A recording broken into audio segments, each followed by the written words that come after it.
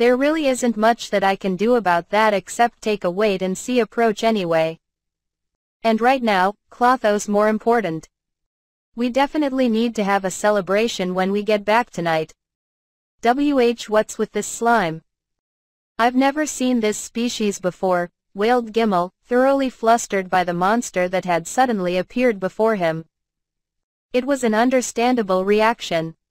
Using Analyze Eye, he'd found himself looking at a species he had never heard of, with stats that were almost double his own despite the low level, plus a unique skill, and above all, the buffs from summoning. His mind didn't even know how to begin processing what he was seeing, and he fell into a state of sheer panic. Hey, Gimel, what's wrong? What is that thing? Gimel, back up. You're too close to it. Cashel stopped in his tracks, and even Raji called out while continuing his struggle with the bog. None of it helped to calm Gimel down, though. Clotho, finish him, I ordered, keeping my eyes on Cashel. Clotho produced a whip-like tentacle and cracked it towards Gimel. Naturally, the bandit was unable to react in time. Oof. Receiving the full force of Clotho's attack, Gimel was sent flying into a wall. It was enough to leave him at death's doorstep. Well, can't expect much more from someone with 81 endurance, I suppose. Wait, you have Analyze Eye too? Cashel turned back towards me and brought his sword up. What's happened to your kind and gentlemanly act, Cashel-senpai? You bastard. Suddenly, a loud explosion rang out. It was Raji. Fist of the enraged demon.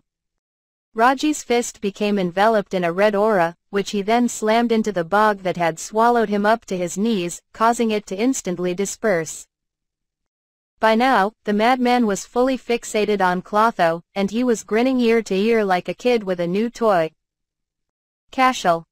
I'll take on this slime. You do something about him. Good decision for a musclehead. Leave this guy to me. Damn, so Cashel's regained his cool. That battle junkie Raji seems like the type to say and do things without regard for his surroundings, but this time it's actually worked in their favor. You dropped the ball there, honey. You should have finished Raji while he was stuck in the bog. You're right, that was my bad. If I mean to disable someone, I need to disable them fully. If I mean to kill someone, I need to ensure that they're dead. I thought I would be fine after taking the Nerves of Steel skill, but I guess I'm still conflicted inside. This is something that I'll need to work on. Alright, time for me to redeem myself. What are you talking about? Sorry, newcomer, but I'm going to crush you with everything that I have. I'm counting on it. Let's get this party started. Take this. Kick of the enraged Damoon. Raji's right leg took on a red aura as he slammed it into Clotho with every ounce of force he could muster. Just like Cashel, Raji also possessed power on par with a rank B adventurer. His enraged demon attacks were a series of ultimate moves that he had developed before his mercenary days, born from his pugilism skill and a massive amount of training. These attacks were powerful enough to open up a large hole in a castle wall, and were how he had destroyed Kelvin's mud bind with a single punch. Even an adventurer with a fair bit of ability would die instantly upon taking one such attack head-on. Boing! When unleashed against Clotho, however, Raji's ultimate merely produced a funny sound as the entire force of it was absorbed straight into the enormous slime's body. This was possible thanks to the blunt damage resistance that Clotho possessed, which essentially made it the worst possible opponent for Raji. Shit. What's with this slime's body? My attacks aren't doing any damage at all. If Gimel had managed to warn his companions about Clotho's stats beforehand, Raji might not have been so confused. Unfortunately for him, that knowledge was forever beyond his reach now. Besides, Raji wasn't one to know all that much about skills in the first place. Goddammit, well, there's more where that came from. Just as it had done with Gimel moments before, Clotho sprouted tentacles and brandished them at Raji. This time, there were 4 tentacles protruding, assaulting the thug from every direction. By blocking and parrying, the berserker somehow managed to hang on, but total evasion was not an option. While the two were more or less matched in strength and endurance, there was a significant disparity when it came to agility. Because of this, Raji had no choice but to remain on the defensive. In the middle of the frenzied exchange, Raji noticed another tentacle of Klothos snaking along the ground. He immediately jumped in the opposite direction from where it was heading. "The hell you doin'?" Glancing over, Raji realized that the tentacle was reaching for the remains of the bog where he had been trapped just a few minutes earlier. He watched as the tentacle proceeded to suck up the leftover magic on the ground. "If the target manages to break free from my mud bind, feel free to absorb that magic for yourself." True to Kelvin's orders, Klotho obediently consumed the remaining residue of the mud bind spell. The insignificant amount of damage that the slime had taken was instantly healed. The rest of the acquired magic went towards its storage skill, which enabled Klotho to store and produce both magic and items, in effect turning the creature into a walking repository. Klotho could even place parts of its own body into storage, and in so doing, freely adjust its own size. What, it's gotten even stronger than before. The whip-like attacks rained down harder than ever, slowly but steadily driving Raji to his limits. Adeptly taking advantage of a split second of vulnerability, Klotho managed to wrap all of its tentacles around Raji's limbs, rendering him completely immobile.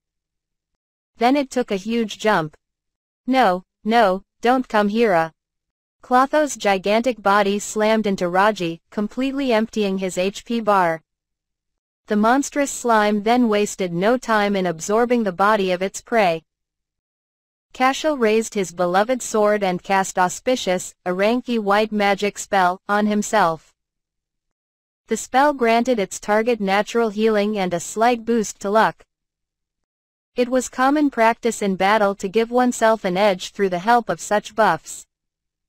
In fact, Kelvin had cast Sonic Boots, a rank D green magic spell that enhanced agility, on himself beforehand as well.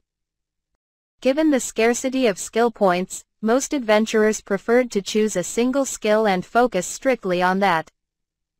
After all, the bonuses and effects gained from a single high-ranked skill were usually much more powerful than those of several rank F skills put together. There were indeed adventurers who chose a rank F-only build, but they were extremely rare. To the rest of the world, Cashel possessed enough SP to be considered a prodigy. Yet even for someone like him, reaching rank B was the most that could be achieved. The wall of rank A was insurmountable. His heart crushed when he had faced this cruel reality. Cashel, who had single-mindedly pursued only sword mastery up until then, had turned astray. What later developed into a love of thrill killing had originally been nothing more than a way to earn large amounts of XP for the sake of leveling up. It was also a major motive behind Cashel's current plan to kill Raji and Gimel. But everything had come to nothing in the end, all because of some newcomer he had been foolish enough to underestimate. "You're a tamer." "Wait, no, a summoner?" "Yes. I am. Ha ha ha, in all my years as an adventurer, this is the first time I've met one." "So that trick just now, that was summoning?" "It does indeed seem very useful," nodded Cashel, looking like something had finally fallen into place. "In that case, it seems I can expect quite the windfall of XP from killing you." "You killed all those people just for the experience points?" "Well, don't go insulting the idea out of hand. Did you know you get a lot more XP from killing humans than from killing monsters? The higher the person's level, the greater the XP gained. In other words, adventurers are the best subjugation targets, period. You've never truly fought someone stronger than yourself, have you?" "What did you say?" The smile that had remained on Cashel's face the entire time finally fell away. "You don't want to fight monsters who are stronger, so you've remained in rank D for the longest time." You don't want to fight humans who are stronger, so you've only targeted newcomers. Am I wrong? Don't give me your bullshit. I'm not. Honestly, though, whether you were aware of it or not doesn't really matter. All I know is that I can't have anybody falling victim to you ever again, Kelvin replied nonchalantly, raising his staff. See, if you truly want to get stronger, you have to challenge and defeat those stronger than yourself. If you can't do that, then you'll remain a coward and a weakling for the rest of your life. Shut up. Don't you dare deny me my way of life. As if a fuse had finally blown, Cashel rushed towards Kelvin at top speed, clearly intending to finish the fight with a single blow. With ease, he ducked through Kelvin's guard like a gust of wind. Dodge this if you can. Haze Edge. Haze Edge was Cashel's hidden ace. Achieved by hiding his sword with concealment and then casting it again on himself right before the moment he struck, this move had always granted the swordsman a sure hit on his target. Had, being the operative word. Just as Cashel was about to bring his sword down, a gigantic wall appeared before him, one that almost reached the ceiling of the room. A wall? After everything you said to Raji, I thought it would take a bit more to get a rise out of you, but... Out of the many protective spells that existed, Green Magic's rank C spell, Earth Rampart, actually ranked quite high in terms of defensive capabilities. Its endurance was equal to or even above that of a normal castle wall. As such, the whole point of Cashel's move, namely, that it guaranteed him a hit, simply lost all meaning. What can a mere wall of dirt do? Thanks to that wall of dirt, you lost sight of me for a split second. What? After casting Earth Rampart, Kelvin had not hidden on the other side of the wall, but had instead chosen to move to the same side as Cashel. His opponent's attention had been drawn towards the wall, and Kelvin had increased his speed by an order of magnitude thanks to sonic boots. Cashel could hardly be faulted for his momentary lapse of focus. Who are you? The last thing that Cashel ever saw was a staff clad in a whirling tempest that took on the appearance of a longsword.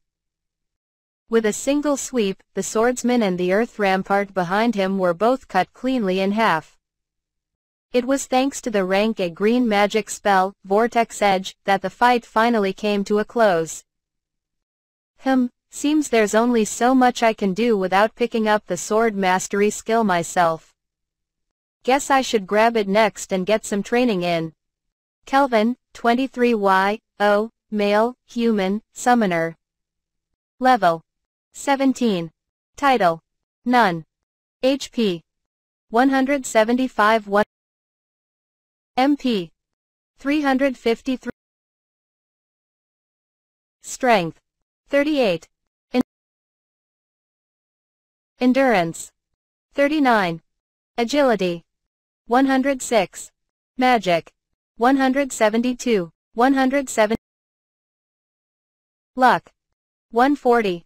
Skills: Summoning, rank S, available slots: 8, Clotho. 100 megapixels, Melfina. MP: Green Magic. Rank A, Analyze I, rank S, Presence Sensing, rank D, Concealment, rank B, Nerves of Steel, rank C, Army Command, rank B, Double Growth Rate, Double Skill Points, Experience Sharing. Passive Effects: Concealment, rank B. With the fight against Cashel and his lackeys officially over, I rejoined Clotho. You all right, buddy? We made our way over to where the last of our attackers, Gimel, was lying prostrate on the ground. He had already breathed his last. Seems like Cashel's sword is the only thing worth keeping. Clotho, go ahead and absorb the bodies. Oh, and could you take out a few MP potions for me? According to Analyze I, Cashel had been using a mithril sword, a rank C weapon. Although it had no special abilities, it was a good, sturdy sword with high attack power. Let's have Clotho hold on to it for now. The verdant staff and magic robes that I was wearing were both rank E. A rank C weapon was far beyond the purchasing power that completing 10 rank E quests could net me, so it was a bit of a windfall. While Clotho was busy absorbing Cashel's and Gimmel's corpses, I recovered my MP with potions that I'd had Clotho store for me beforehand. The outcome of the fight might have made it seem like a pushover victory, but the reality wasn't that simple. Yes, we'd managed somehow by provoking each of them in turn and making them lose their cool, but in truth we were quite behind them in stats. It had left us no choice but to rely quite heavily on our skills instead. Honey, you said all those things to Cashel, but the fact is, you haven't fought any truly strong opponents before either. Well, that's what we're about to do, right? Everything up until this moment has basically been the appetizer. What's coming now is the main course. I activated Analyze Eye through the heavy door, and sure enough, the Black Spirit Knight, the boss of the ancient castle of evil spirits, was a monster far superior to us in every way. Gerard, 138Y, male, Black Spirit Knight Captain, Dark Knight. Level 53. Title: Patriotic Guardian. HP: 647 6. MP: 162. Strength: 478. Endurance: 490. Agility: 163. 160. Magic: 112. Luck: 97. Skills: Loyalty, Unique Skill, Sword Mastery, Rank A, Herculean Strength, Rank B, Iron Wall, Rank B, Mind's Eye, Rank C, Army Command, Rank B, Dark Damage Resistance. Wow. What can I say? This guy, I really want him as a follower. Not even a touch of nerves there, honey?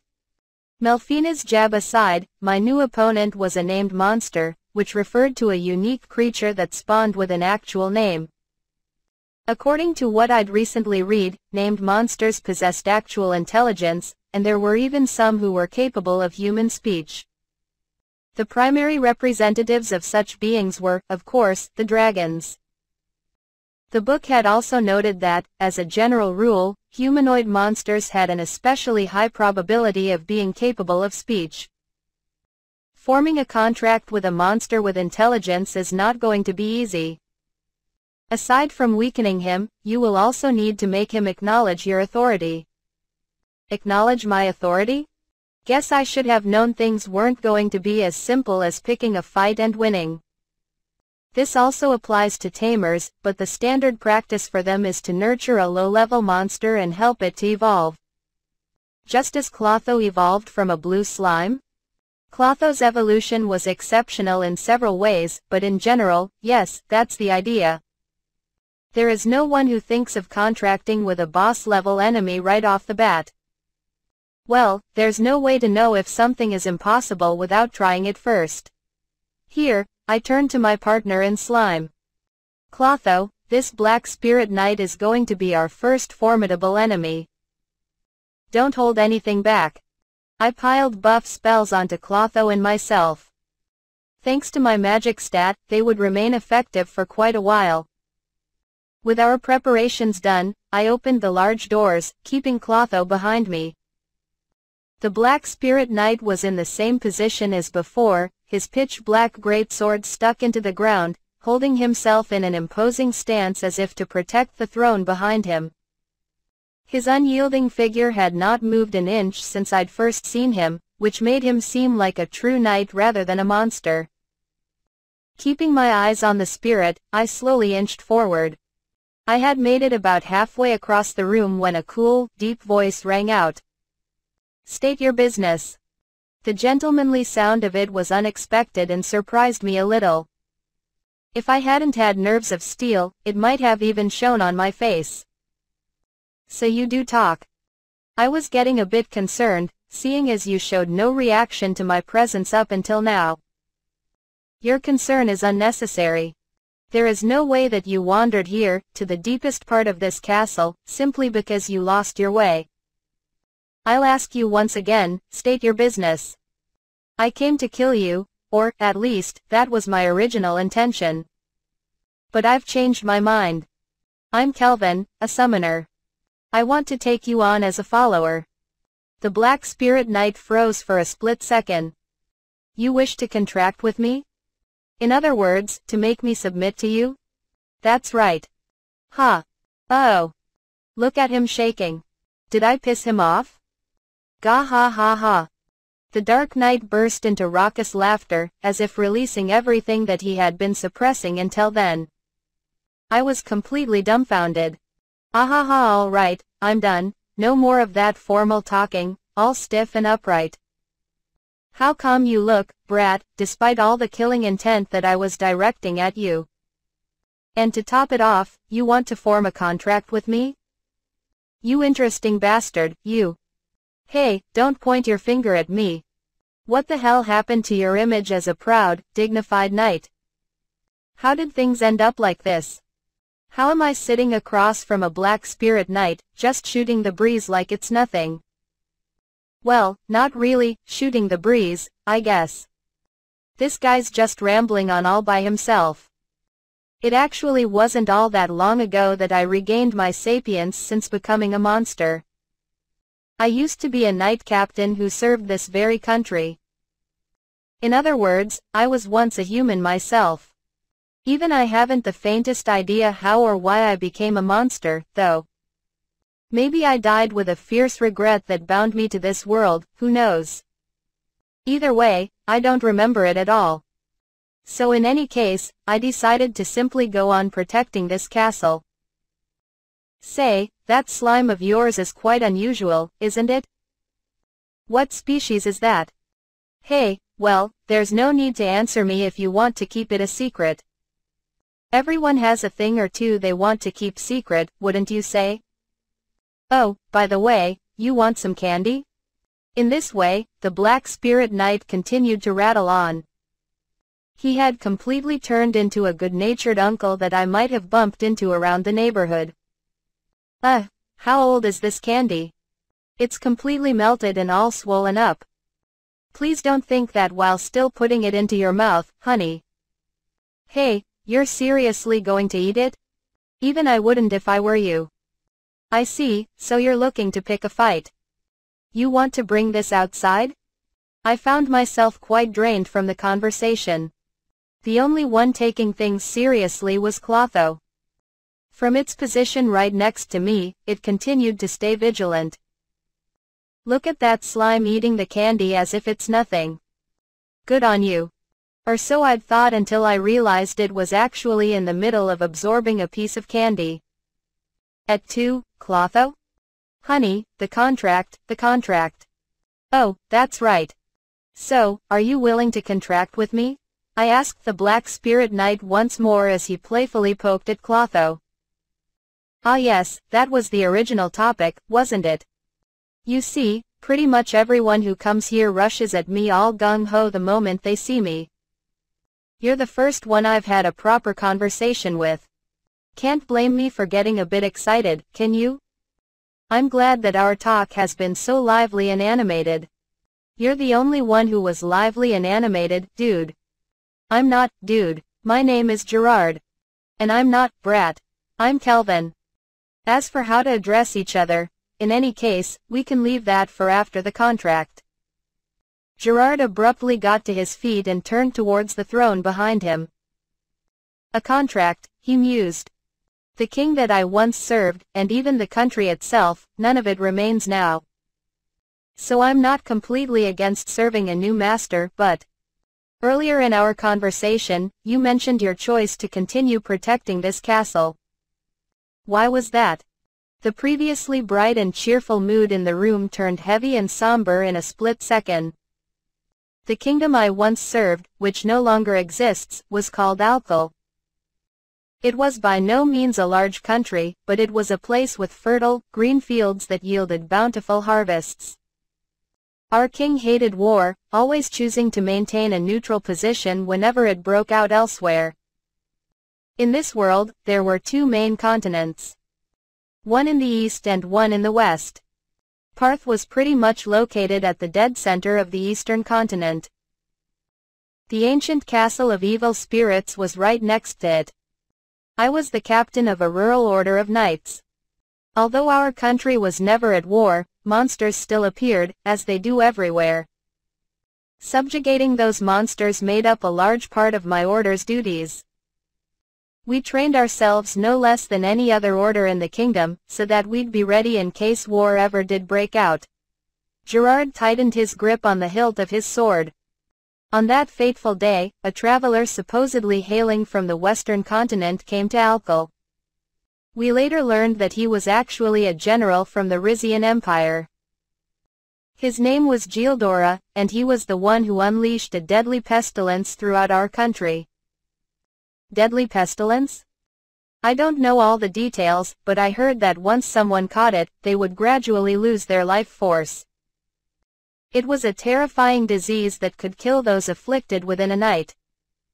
The pestilence spread in the blink of an eye. Only days later, all of our neighboring countries had closed their borders to us. There were eyewitness reports of Gildora being out and about in the dead of night several days after he'd arrived. In all likelihood, that was when he struck. Hold on just a moment. That's hardly enough to prove this guy was the one responsible, right? In the first place, how did you even know he was a general of the Rizian Empire? The day before the pestilence struck, Gildora appeared here, in this castle.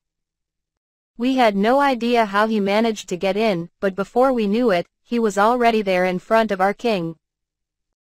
He said to him, "Help us destroy the holy empire of Daramus, or your country will not see the next sunrise." The holy empire of Daramus. That's the place Melfina said she transmigrated this era's heroes to. Naturally, our king turned him down, and the rest was as I told you. I couldn't see Gerard's face behind the visor, but the rage radiating from him was so palpable that I could feel it on my skin. I said earlier that I don't remember the regret that bound me to this world, but that was a lie. My greatest desire is to avenge the people of my country. If you would help me to achieve that, I would gladly serve under you. So that's his condition for joining me, then. Wait a second. Hold on, you died several decades ago, right? Judging from the state of this castle, I might venture a guess that it was more than 100 years ago, even. Wouldn't this Gildora character be long dead by now? He was an elf, and elves have lifespans of more than 500 years. I'm sure he hasn't died yet, not in a measly 100 years. An elf. The same race as the slave girl from the other day. So, this is your only condition? I've heard that summoners boost their followers' stats. Your offer sounds like a godsend for me and my quest. However, I need to see how strong you yourself are beforehand. Well, can't say I didn't see this coming. When all's said and done, it still boils down to duking it out and gaining his loyalty through a show of power. Not a problem at all. It's what I've been expecting this whole time. If you can't win against me, then opposing the Rizian Empire would most certainly be impossible for you. If you don't have the strength, your only future is to die upon my blade. Both Gerard and I backed up.